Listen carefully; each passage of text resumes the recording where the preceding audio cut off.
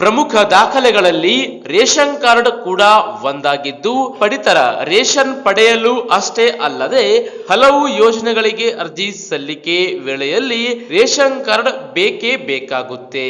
ಇನ್ನು ಇದೀಗ ರಾಜ್ಯದಲ್ಲಿ ಎಲ್ಲ BPL, APL ಹಾಗೂ ಅಂತ್ಯೋದಯ ರೇಷನ್ ಕಾರ್ಡ್ ದಾರರಿಗೆ ಬಿಗ್ ಶಾಕಿಂಗ್ ಸುದ್ದಿಯೊಂದು ಎದುರಾಗಿದ್ದು, ಇದೀಗ ಹೊಸ ಬದಲಾವಣೆಯನ್ನ ಮಾಡುವುದರ ಮೂಲಕ ರಾಜ್ಯ ಆಹಾರ ಮತ್ತು ನಾಗರಿಕ ಸರಬರಾಜು ವ್ಯವಹಾರಗಳ ಇಲಾಖೆಯು ಹೊಸ ಆದೇಶ ಹೊರಡಿಸಿದೆ. ಎಸ್ ವೀಕ್ಷಕರೇ, ಸಾಮಾನ್ಯವಾಗಿ BPL ರೇಷನ್ ಕಾರ್ಡ್ ಅನ್ನು ಬಡತನ ರೇಖೆಗಿಂತ ಕೆಳಗಿರುವವರಿಗೆ ನೀಡಲಾಗುತ್ತದೆ.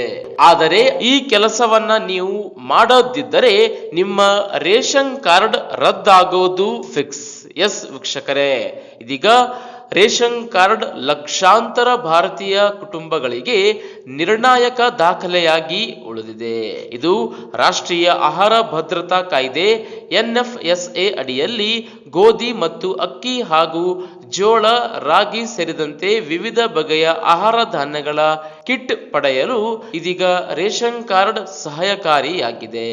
ಆದರೆ ನಮ್ಮ ರೇಷನ್ ಕಾರ್ಡ್ ದಾರರು ಈ ಸಣ್ಣ ತಪ್ಪು ಅಥವಾ ನಿರ್ಲಕ್ಷ್ಯದಿಂದ ನಿಮ್ಮ BPL ರೇಷನ್ ಕಾರ್ಡ್ ಸಂಪೂರ್ಣವಾಗಿ ರದ್ದಾಗಬಹುದು.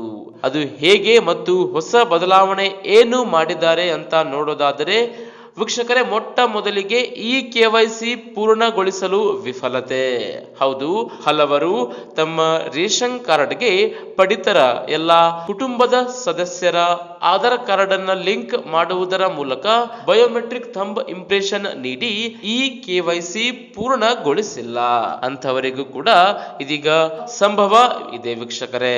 ಇನ್ನು ಎರಡನೇದಾಗಿ ಆಧಾರ್ ಕಾರ್ಡ್ ಪಡಿತರ ಜೊತೆಗೆ ಲಿಂಕ್. ಹೌದು, ನೀವು ಇಲ್ಲಿಯವರೆಗೆ ಆಧಾರ್ ಸೀಡಿಂಗ್ ಏನಾದರೂ ನಿಮ್ಮ ರೇಷನ್ ಕಾರ್ಡ್ಗೆ ಮಾಡದಿದ್ದರೆ ನಿಮ್ಮ ರೇಷನ್ ಕಾರ್ಡ್ ರದ್ದಾಗಲಿದೆ.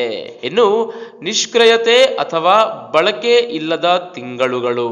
ನೀವು ನಿಯಮಿತವಾಗಿ ಪಡಿತರವನ್ನು ಪಡೆಯದಿದ್ದರೆ, ವಿಶೇಷವಾಗಿ ಸತತವಾಗಿ ಹಲವಾರು ತಿಂಗಳುಗಳವರೆಗೆ ನೀವು ರೇಷನ್ ಕಾರ್ಡ್ನಿಂದ ಆಹಾರ ಧಾನ್ಯಗಳನ್ನ ಪಡೆಯದಿದ್ದರೆ ನಿಮ್ಮ ರೇಷನ್ ಕಾರ್ಡ್ ರದ್ದಾಗಲಿದೆ.